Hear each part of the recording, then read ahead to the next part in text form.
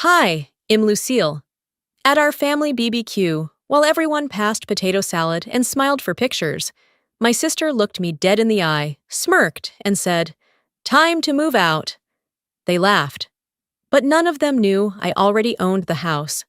Worse than the insult was the history, the years of being erased, spoken over, treated like a guest in the place I sacrificed to keep standing. How many barbecues have you been to where the real fire won on the grill, but behind every fake smile? Ever been told you didn't belong in the home you held together? The grill was already smoking when I pulled up to the house I grew up in. The same oak tree stood stubborn near the fence, its branches now heavier than I remembered, bowing over the yard like an old memory refusing to fade. From the front porch, I could already hear laughter grins, specifically cutting through the air like it had a point to prove. Fort Worth summer heat wasn't kind to polyester, but I wore the dress anyway. Navy blue, no prints, no statement, just clean lines and purpose. My mom always said I dressed like someone with something to hide. Maybe I did. Maybe I just got tired of being visible for the wrong reasons. The backyard hadn't changed. The patio lights strung above were still the same from when Dad hung them for my graduation party. Only difference now was the people standing beneath them, familiar, yet suddenly foreign. I nodded at a few faces. Most didn't nod back. I wasn't surprised. I spotted Bryn holding court near the cooler, her hand curled around a sparkling water, like it was some kind of social currency. Hair perfect, laugh loud. That same over-rehearsed performance she'd mastered in college. She didn't see me at first, or pretended not to. "Lucille!" Mom called out from behind the grill, wiping her hands on a dish towel that had long since lost its print. "Grab a plate and mingle a bit. Don't just lurk around the edge." "I just got here," I said, but she'd already turned away. Typical.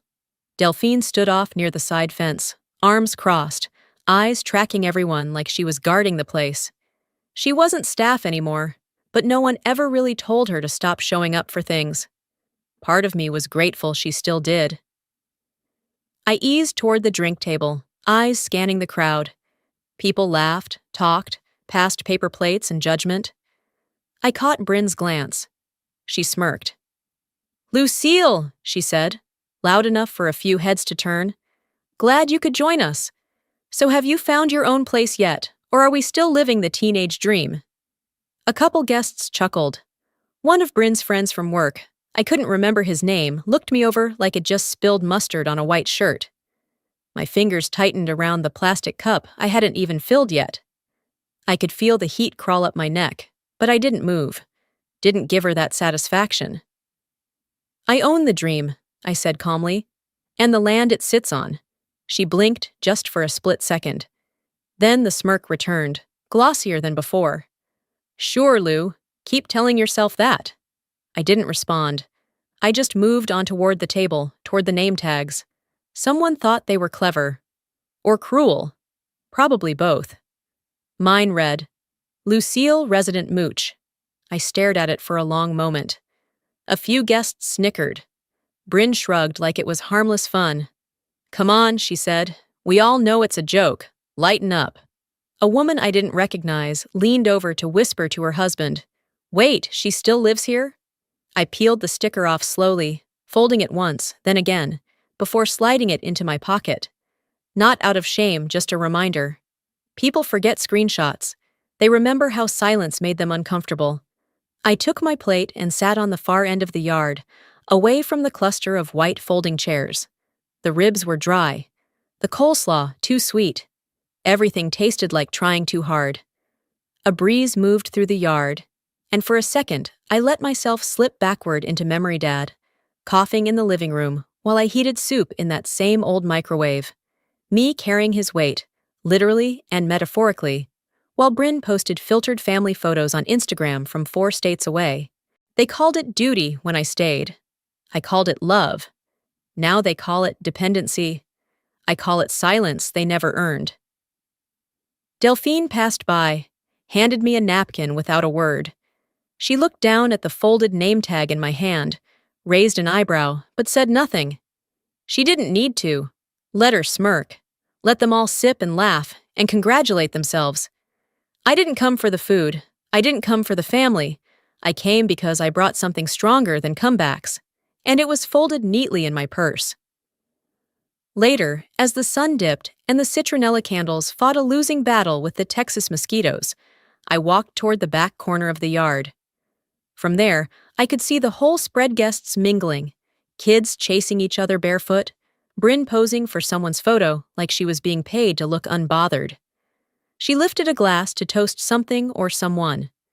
I didn't care. My hand brushed the envelope inside my bag. The papers inside had weight not just in ink and legal standing, but in what they represented. Reckoning. She thinks it's still her house. I turned away from the crowd, slipping past the garden table, where someone was refilling solo cups with lemonade, like nothing had happened. They laughed. They clinked glasses. I drifted toward the photo wall Bryn had set up by the patio, a makeshift display of framed memories, hanging on twine between two poles, all lit with string lights, like we were in a catalog. From a distance, the display looked warm, polished, curated. Up close, it felt like evidence. Bryn stood near the microphone with her signature champagne flute, wearing that brand-name confidence like a second skin. She tapped the glass with a fork. Everyone, just a quick moment. I wanted to surprise Mom tonight with something meaningful. She stepped aside, revealing a newly framed collage on an easel. Laughter faded. Phones came out. Cameras clicked. Every photo had been chosen with care. Bryn and Leo posing with Mom in matching Christmas sweaters. Bryn hugging Dad on the beach, her face glowing under the sunset. Leo holding his daughter at her birthday party in the backyard. And me? I wasn't in a single shot. Not a blurry background. Not a hand reaching in. Not even a photo of the house during the years I kept it from falling apart. Nothing. No one said anything. No one gasped. Just silence, as if my absence wasn't a mistake, but a correction. I didn't blink, didn't move. They didn't forget, I told myself. They chose not to remember. The applause came anyway, polite, obligatory. I stepped back and turned toward the buffet, my heels crunching the grass. A few people made space for me, like I'd wandered into the wrong scene. I didn't eat. I didn't drink. Later, someone called out, "Time for cake!" The lights shifted as Bryn reappeared, with a rectangular sheet cake, white frosting, floral edges, and the words, "To the children who keep this family strong." I scanned it automatically. Bryn, Leo, Grace. No Lucille. No mention. No space left. Just one more name too many for the frosting budget, I guessed. "Oh, we didn't want to crowd it," Bryn said quickly, eyes darting toward mine. "You know how the bakery limits characters." Delphine, standing at the corner of the patio, raised one eyebrow. She didn't say a word. She didn't need to. I offered a small smile, the kind you use when you've already heard the punchline 1,000 times. Inside the house, I found a moment to breathe. The living room still had that faint scent of lemon cleaner and old upholstery. I wandered into the kitchen, then toward the fridge. There, in the bottom corner of a magnetic frame, was a drawing I made when I was 8 or family, stick figures and all. My name had been written in purple marker. Now it looked more like a smudge, faded, like I was slowly being erased from my own story. Too intense. That's what they'd always said. Too serious. Too dramatic. I used to believe them. I slipped my phone into airplane mode. No one was going to text me anyway. Back outside, the party had shifted to cake slices and casual jokes. I moved through the crowd like a ghost, smiling when it felt required. I paused near the fire pit, close enough to hear a guest ask Bryn, "So is Lucille still in between jobs?" Bryn didn't correct him, just smiled politely, like it wasn't worth the breath. In between jobs? I co-founded a startup now worth 7 figures. I worked 15-hour days for 3 years straight, but I never posted about it. I didn't host webinars or write thought pieces or slap inspirational quotes on LinkedIn. I built something quietly, something real. And yet, here I was, still wearing the cloak they'd wrapped around me years ago. The misunderstood one. the one they politely talked around, the filler between their sentences. Bryn laughed with Mom near the cake table, their hands touching as they cut into it like they were carving out legacy. I watched them from the edge of the patio. I've been generous, I thought. I've been silent. I've been edited out. I reached for my purse, the one I hadn't let out of my sight since I walked through that gate. My hand closed around the envelope inside. Not for comfort, for control. Let's see how they feel when the truth is back in the picture. I stepped back from the table, my hand still wrapped around the strap of my purse. They kept laughing, slicing cake, sipping wine from plastic goblets like this was any other summer evening. From where I stood, it all looked like a play. Neatly cast, perfectly staged. And I was never part of the script. I moved inside the house quietly, past the murmurs, the half-hearted smiles. The air was cooler indoors, still, the kind of stillness that made you aware of your breath. I walked down the hall and into the office Dad used in his last months. My laptop was still there, one of the few things I hadn't packed up yet, mostly because I didn't trust anyone to keep it untouched. I opened it and logged in. The screen glowed softly. I navigated to an email I'd read more times than I could count. Lucy, you stayed. You sacrificed. You gave up more than they'll ever understand. I want you to know this house, this burden was never meant to be yours. But you carried it like it was.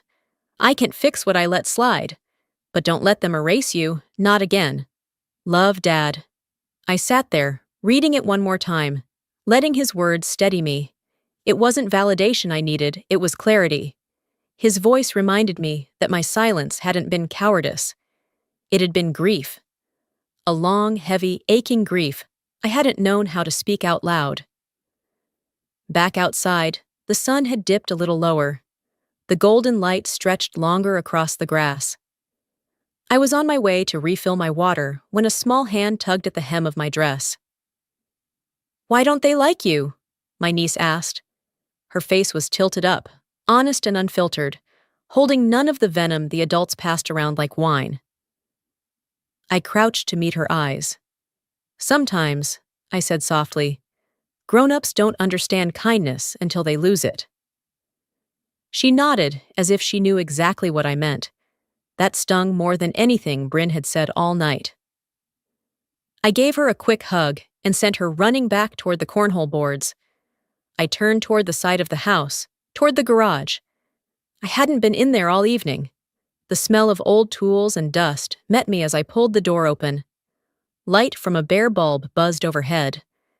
In the far corner, tucked behind a stack of moving boxes, was the drawer I had hidden years of documentation in repair receipts, tax statements, inspection letters. He'd been keeping track not for them, but for the day someone would question what I had done for this place, for this family. I opened the folder and ran my hand over the stack. I'd never wanted to use these as weapons. They were supposed to be proof of care. But in a house like this, where silence became ammunition, maybe care had to speak louder. From the window, I could see the kids still playing in the yard. For a moment, it was easy to pretend I was one of them again, running barefoot, chasing fireflies, believing I belonged here. But this house wasn't the same. They hadn't just painted the walls or swapped out the curtains. They had erased pieces of it, rearranged it to fit their narrative. This house wasn't about property lines or appraised value. It was about history, about Dad's laughter echoing through the kitchen, about Mom humming over the stove when she still cooked, about a girl who learned to carry grief in silence while her siblings vacationed in cities they couldn't pronounce. This house was never about bricks, I whispered. It was about memory, and they're burning it.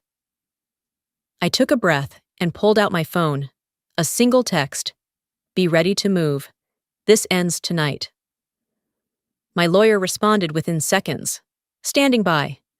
I closed the folder, tucked it into my tote, and shut the garage door behind me.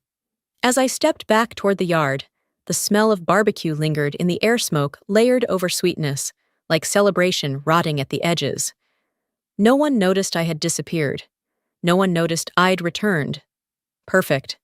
They wanted quiet. They wanted quiet. I'll give them a silence they'll never forget. I walked back into the yard with purpose, but not rage. My heels pressed into the dry grass with more weight than usual. Or maybe I just noticed it now. How every step carried something I'd been holding in for too long. The string lights above flickered slightly as the dusk settled deeper.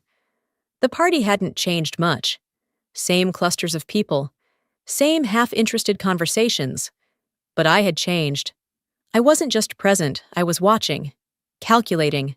I spotted Marcy by the side table, a plate balanced on her forearm, sipping wine and talking to a cousin I hadn't spoken to since Dad's funeral.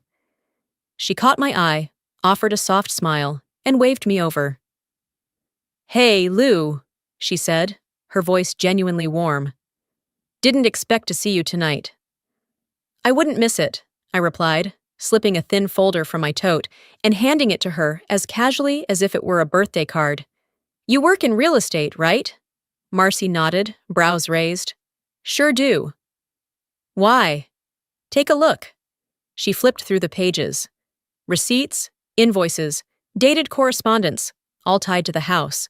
Roof repairs, foundation stabilization, plumbing overhauls, pest treatment, all paid from my personal account. "I thought Bryn handled all this," she said, her voice a touch smaller now. I didn't blink. She handled the complaints. I handled the damage. Marcy looked up at me, truly looked. Her face shifted from curiosity to discomfort. And just like that, something cracked. It wasn't loud, but it was real. A laugh rang out near the deck Bryn, holding court again. I moved slowly in that direction. Sterling, Dad's old friend, had arrived sometime while I was inside. He stood next to Bryn, nodding politely as she explained something with animated hands. "She thinks she's the backbone of this house," Bryn chuckled. "We all know the only thing she's consistent at is living here rent-free."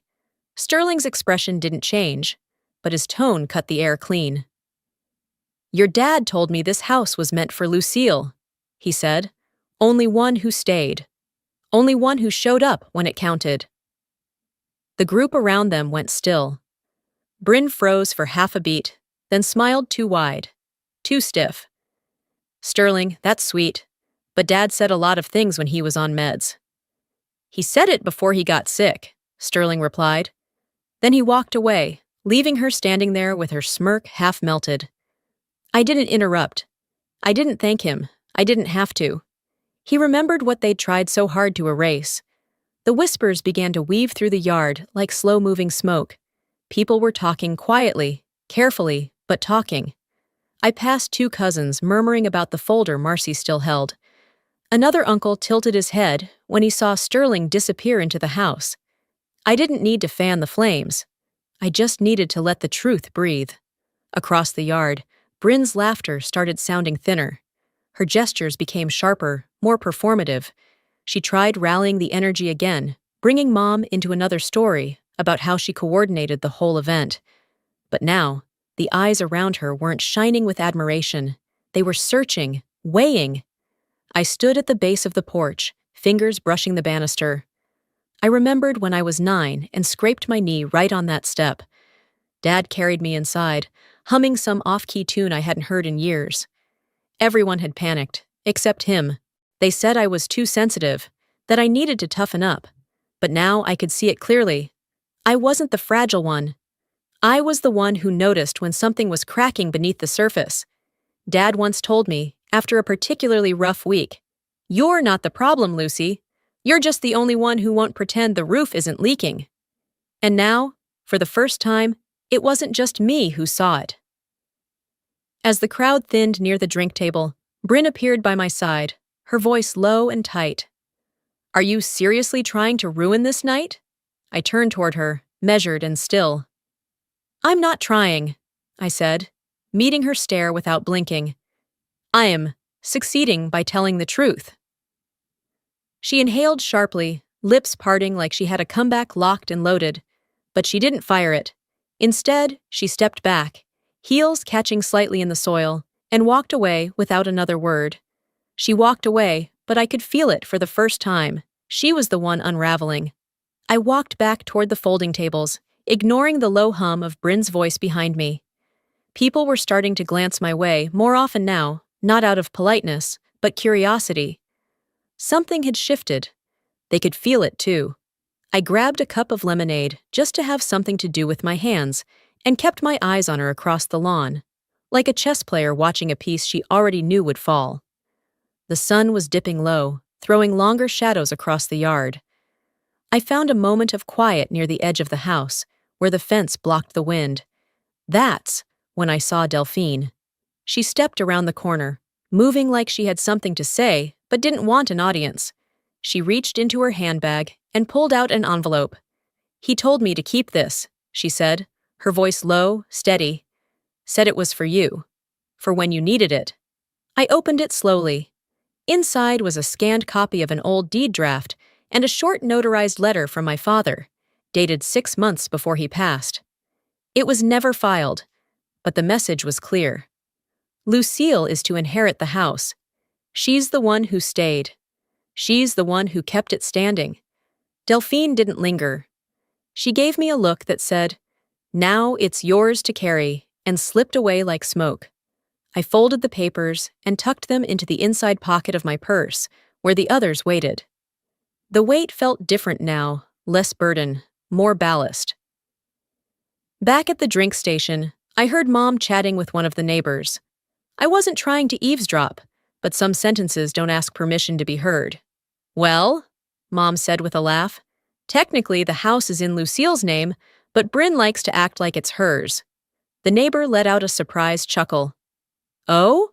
I didn't move, but I saw Bryn freeze near the appetizer table.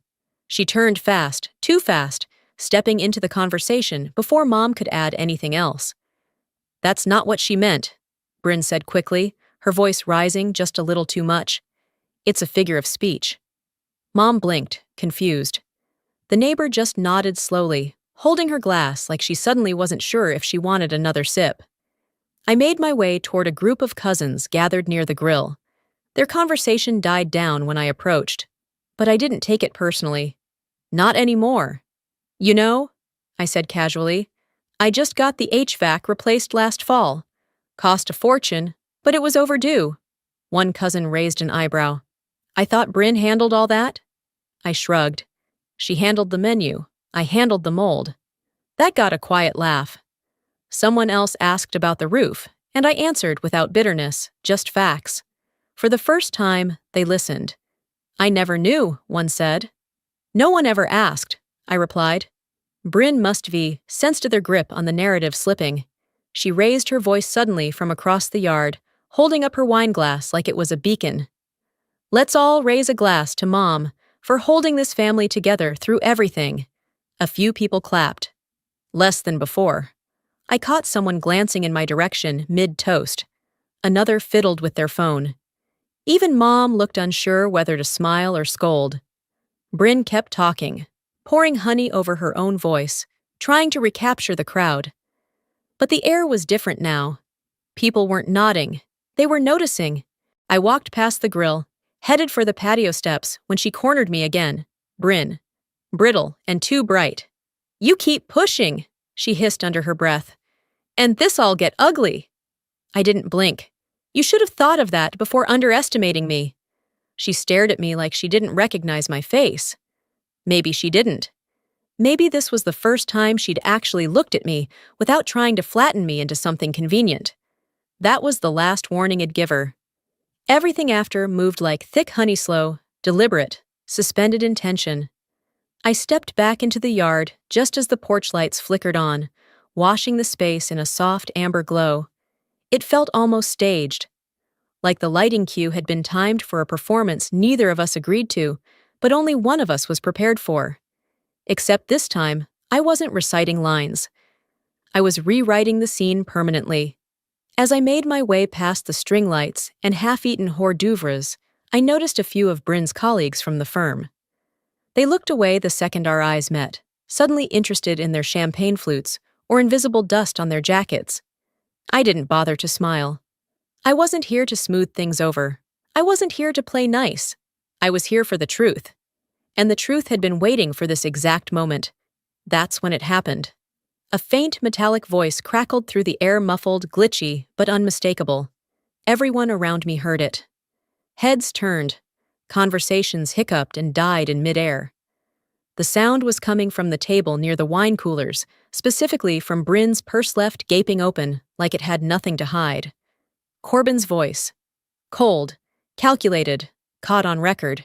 Just get her out and the place is ours. You'll get your share once the deal closes. It echoed sharp and intimate in the worst possible way. I didn't blink. Forks froze halfway to lips. Eyebrows raised. Someone gasped, and across the yard, I saw Bryn's face go a shade paler than the white wine in her glass. She lunged for the purse like it might still save her, frantically pawing at the phone, trying to shut it off, but the damage was already done. The words had landed, and they stuck. I didn't rush. I let the silence expand, let the betrayal vibrate through every molecule in the air. I wanted everyone to sit with it, to feel the weight I'd been carrying in private, now exposed in public. When Bryn finally turned to look at me, flushed, desperate, mouth open, like she could will time to reverse, I met her eyes without flinching. "You wanted me out?" I said evenly. "I want you exposed." Her lips moved, but no sound came. What could she say? Denial was off the table now. I turned and walked straight to Leo, who stood stiffly near the grill with a paper plate he hadn't touched. I handed him a folder I'd printed the day before. The cover was plain, but the contents inside would rip everything wide open. "Here's the loan," I said. "She used the house as collateral. Without telling me. Without my consent." He took it from me slowly, like it might bite. Flipping through the pages, he read the bank's header, the loan amounts, the forged signatures. I saw his brow furrow deeper with every turn of the page. "This is," he paused. "This is fraud." Bryn stormed over, voice rising to match the unraveling. "You're seriously doing this here? Now? With all these people around?" I didn't look away. "When were you going to tell us? After you sold the house? Or once the wire transfers cleared?" Her eyes flashed. "You always make yourself the victim." "I was never the victim," I said, my voice steady. "But I was tired of being treated like a ghost in the house I held together." Gasps. Whispers. People were no longer pretending not to listen. They were leaning in. And they were finally putting it together. The repairs, the missing money, the secrets I never volunteered, but Bryn never owned. Mom stepped in then, her voice brittle. "Please, let's not do this here." I looked at her, soft but unwavering. "Then when? Because if not here, it'll get buried. Like everything else." That's when Bryn broke. The tears came fast and theatrical, panicked, not remorseful. She pointed at me, called me bitter, manipulative, said I was ruining the family. I didn't raise my voice. I didn't shrink. Because the louder she got, the calmer I became. From across the yard, I caught Delphine watching, arms folded, expression unreadable. But her silence wasn't fear. It was resignation. She had known all along, and now everyone else would know too. I walked calmly to the dessert table, where the peach cobbler sat untouched. I placed a sealed manila envelope right in the center. "This is just the beginning," I said loud enough for all to hear. "By tomorrow morning, everyone will know who really owns this house." I turned to Bryn one last time, her face contorted in disbelief, as if she still believed the room belonged to her. "And who's been living in a fantasy?"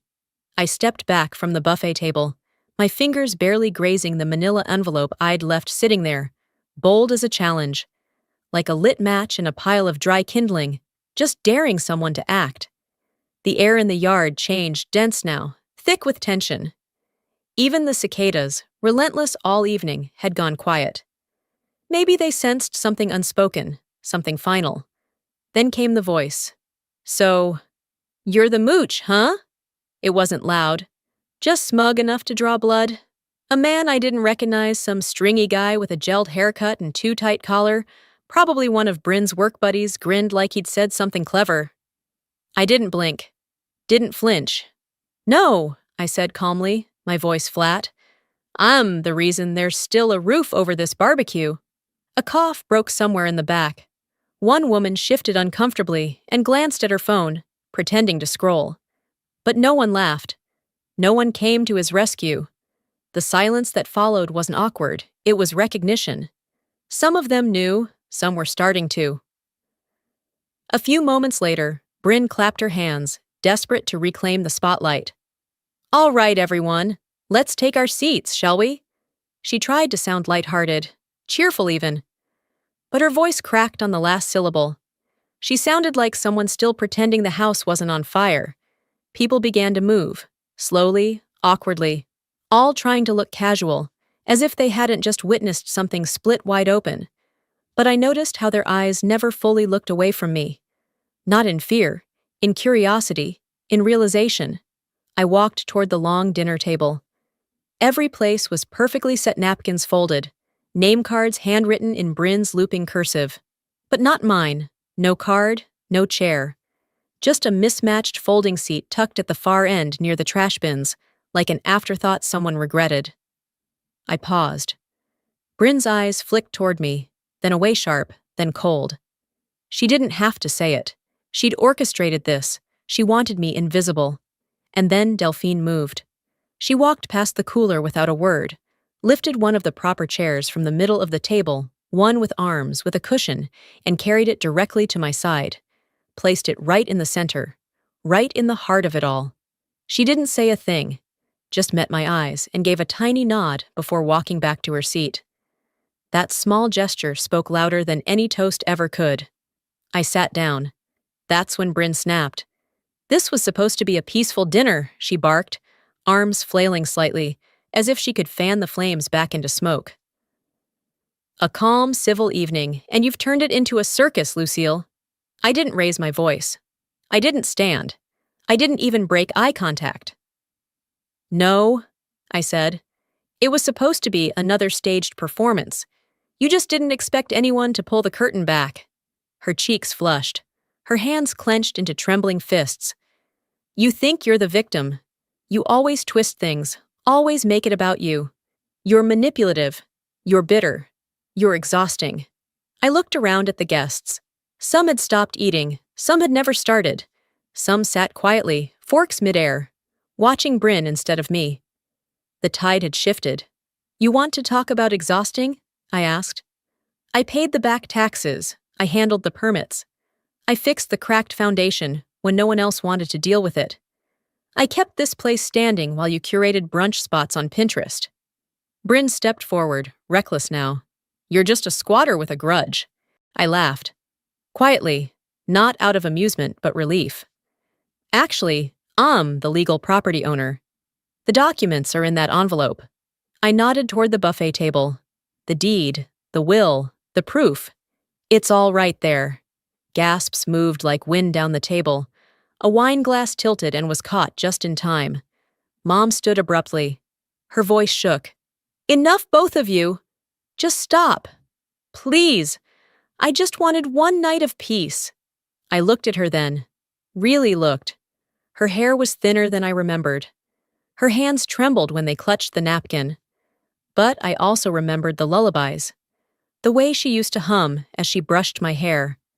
The time she let me stay home just because my heart had been broken, not my bones. "I did too," I said gently. "But peace doesn't come from pretending, and it doesn't come from protecting the one who causes the war." She sat back down slowly, eyes glassy, lips pressed tight. Bryn's mascara was smudging now. Her voice cracked. "You want to make this legal? Fine, let's do it. You'll regret it." I stood not to fight, but to end the pretending. "You've mistaken my silence for surrender. That ends now." I turned toward the guests, toward the envelope. "Tomorrow, your signature won't matter," I said, facing Bryn one last time. "Mine already does." And I sat back down, this time at the table, in a seat that finally belonged to me. I didn't need to say it twice. When I stepped back into the center of the yard, the envelope in my hand, the air shifted. I wasn't Lucille, the emotional one. I wasn't the black sheep or the girl with a chip on her shoulder anymore. I was the one holding the truth, and everyone knew it. I walked slowly toward the drink table, heels crunching softly on the gravel, deliberate like I had all the time in the world. I placed the envelope down carefully, in full view, and let it sit for just a moment. Long enough for the murmurs to begin again. Long enough for Bryn's smile to falter. Then I opened it. Page by page, I laid them out. The notarized deed transfer, dated and signed. Tax receipts with my name, in bold, property insurance statements. Mortgage payoff notices, documents no one could argue with. I wasn't here to make a scene. I was here to end one. I didn't say a word until the last page was pressed flat. This home, I said, calm and direct, legally belongs to me. It has for over 2 years. A hush swept over the crowd like a cold wind. Heads turned, eyes widened. A few people instinctively looked at Bryn, expecting her to burst into laughter and explain it all away, some prank, some joke, some misunderstanding. But her mouth hung open. She looked like someone who'd just seen her own reflection crack. I turned to her, my voice unwavering. You called me a guest in my own home. Turns out you've been squatting. Someone choked on their drink. A fork clattered to the ground. The silence that followed was to dramatis, it was damning. I didn't wait for Bryn to react. I walked with purpose toward the porch. Reaching into my purse, I pulled out a small brass plaque. The one I had custom made weeks ago, just in case I ever needed it. It wasn't flashy, it didn't shout, but it told the truth. From under the planter, I retrieved the cordless drill I'd hidden earlier. The quiet whir of it slicing into wood was the only sound in the air. And then the plaque was there, fixed to the entry post for all to see. L. Dorn, legal owner, since 2021. Behind me, whispers turned into disbelief. Gasps rose and fell like a slow tide. And through it all, Delphine stood in the garden, arms crossed. No words, no smile, just a single, solemn nod. Her approval didn't need sound. That was when the unraveling began. You're insane! Bryn's voice finally returned, shrill and cracking. You ambushed your family in front of strangers. How could you? I didn't turn around. I protected what I built. When no one else would. You're being vindictive. You're tearing this family apart. No, a voice said quietly, yet firmly. It was Leo. He stepped forward from the patio's edge, face pale but steady. You did that when you took out a second mortgage in a home that wasn't yours. Gasps again, sharper this time. One of the older cousins actually took a step back. Bryn's face drained of color. She looked around, eyes desperate, scanning the crowd for anyone to rescue her. No one moved. Even Mom sat down in one of the white lawn chairs, staring at the grass like it might swallow her whole. I'm sorry this had to happen here, I said, turning slightly to address the guests. But the truth doesn't wait for a convenient time. Sometimes it just walks through the front door and doesn't ask permission. I turned fully to Bryn one last time. You have 24 hours to vacate the property, I said. I won't involve the police yet. Her lip trembled. You wouldn't. I would, I said quietly. And I will. I walked toward the house. I didn't slam the door. I didn't have to. The click of it shutting behind me was louder than any scream. It echoed off the walls of the porch, down the walkway, all the way to the curb. Inside, the house felt different. Not cold, not familiar, just mine. The silence wrapped around me like something earned. I stepped to the front window and watched. People were leaving now, some briskly, others slowly, like they were still trying to process what they had just witnessed. A few glanced back toward the house, toward me. Then I heard it. A scream-raw and rattling from the front yard. Bryn. I didn't flinch. I didn't blink. I let it pierce the night and dissolve into the silence she once forced me to live with. Out on the porch, the brass plaque caught the light, gleaming like a medal earned in battle. It didn't reflect memory or favor, just fact. They built their lies on my silence, and I just reclaimed every brick. They built their lies on my silence. I just reclaimed every brick. The sun crept in through the living room windows, soft and steady. Morning light hit the brass plaque beside the porch steps. Dorn, legal owner since 2021, casting a small glint across the weathered wood. It was quiet. No voices. No laughter echoing off the siding. No false cheers or raised glasses. Just the house, finally still. Bryn had left sometime after midnight. No note, no words. Just the slam of a car door and taillights cutting through the dark. I watched her from the upstairs hallway, one hand on the banister, and let her go without stopping her. I didn't expect an apology. And none came. Leo had texted around 6 in the morning. I should have seen it. I'm sorry, I believed he meant it. But it didn't change much. Some wounds don't need an audience to bleed. Mom didn't call. Not that I was surprised. For her, discomfort had always been something to sweep beneath the rug, rather than face in full view. I stepped outside to clear the yard. Plates half full of food were scattered on the tables. Confetti from one of the centerpieces blew lazily across the lawn. A bottle of wine lay tipped over in the grass. Delphine showed up around 9 a.m. Same as always, same as ever. She didn't say anything, just picked up a trash bag and started moving from table to table, wiping things down, collecting what was left behind. We worked in silence, and somehow that felt like grace. Around noon, a neighbor walked up to the fence with a bouquet of store-bought flowers. "Didn't mean to stare last night," she said gently. "Just took guts." "What you did?" I nodded, taking the flowers with a soft thank you. She didn't stay long. No one did. Once everything was cleared, I moved back inside and walked the house slowly, letting the quiet sink in. I traced my fingers along the doorway to the kitchen, where a faint pencil mark still measured my height from when I was 9. The wood was chipped, but the numbers were still legible. I sat on the stairs. Not because I was tired, but because it was the same place I'd once sat and listened to my parents argue behind closed doors about whether to send me away to boarding school. I was 12.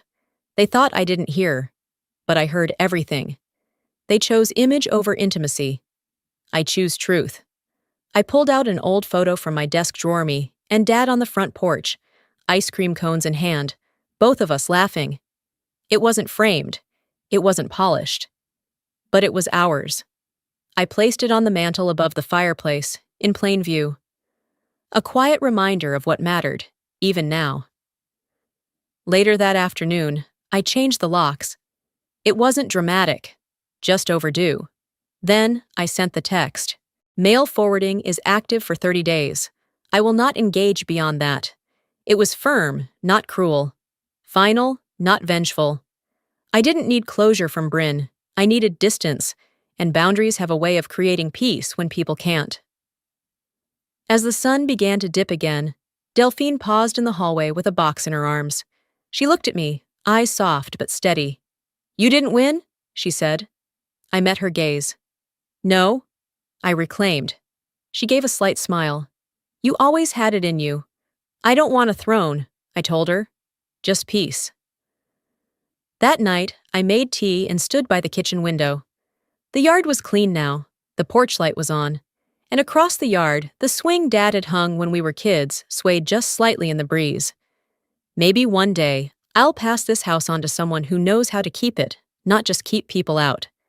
Sometimes, standing your ground doesn't look like yelling. It looks like refusing to move when the world expects you to step aside. I didn't reclaim the house for revenge. I reclaimed it for every time someone told me to be quiet, to let it go, to not make a scene. If there's one thing I've learned, it's that silence can be a survival tool, but truth is the only path to peace. What about you? Have you ever been pushed out of something that was rightfully yours, your voice, your space, your worth? How did you handle it? I'd love to hear your story in the comments.